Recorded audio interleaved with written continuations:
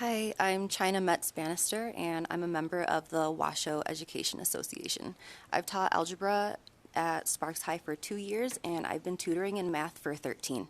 Don't do the math on that. I have 2 bachelor's degrees from UNR through the Nevada Teach program, one in secondary education and one in mathematics with a specialization in statistics.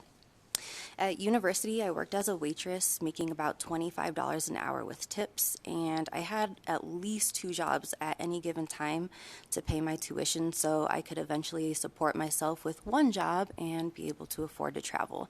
Always wanted to, but never could, working so much to pay my tuition. With 2 degrees under my belt, I left waiting tables and took a pay cut to teach future generations, making less than a manager at Panda Express, as my students have so graciously pointed out. I wish I was making as much as I was when I thought I was broke as a university student. I'd love for my kids to be able to walk into my classroom during the wintertime without feeling the need to wrap up in blankets to learn comfortably. I'd also love for them to be able to get new books so they could stop asking why Obama went from president to junior senator, since that's what his current position is according to the books they're using right now. Last year, we ranked 48th in spending and 49th in educational attainment. I know correlation doesn't always equal causation, and I don't know a lot about statistics, yes, I do, because that's what one of my multiple degrees is in. So take it from someone who's been studying statistics for years and is now a teacher. That correlation is definitely not coincidental.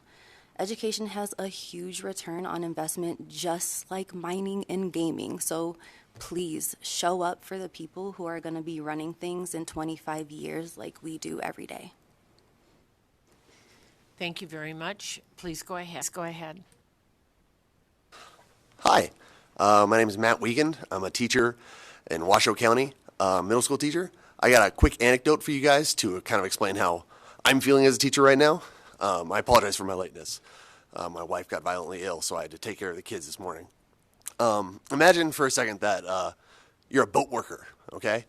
And you love working on boats, so much so that you went to school and went into debt to become the best boat worker that you could be.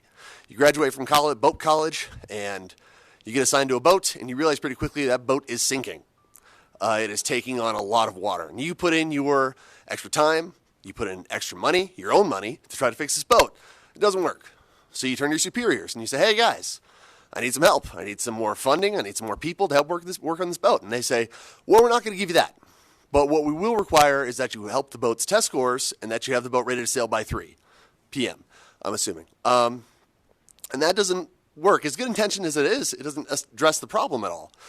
But you're dedicated, so you go back, you work on that boat as hard as you can, still sinks, goes under the water. But you love working on this thing, you're not going to let it just sink, so you tie a rope to it. You tie that other end of the rope to yourself. And you're going to pull this boat back up.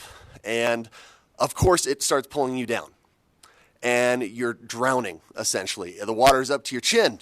You're sputtering, you're coughing, you're not going to make it. You have to cut this rope. And then somebody comes up to you, and they're holding a life jacket in their hand. And you say, hey, can you throw me that life jacket? Because I'm literally drowning in front of you.